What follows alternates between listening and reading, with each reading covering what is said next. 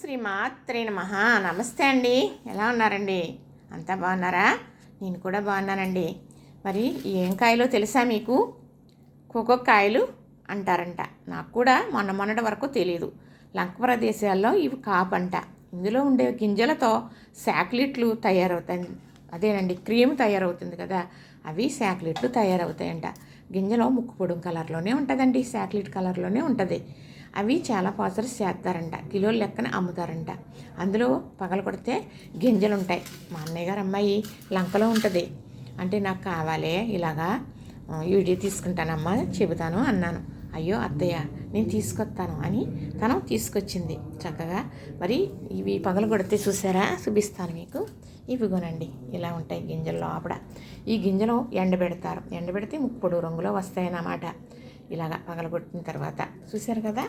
ఇంతేనండి. లైక్ చేయండి, షేర్ చేయండి, సబ్స్క్రైబ్ చేయండి.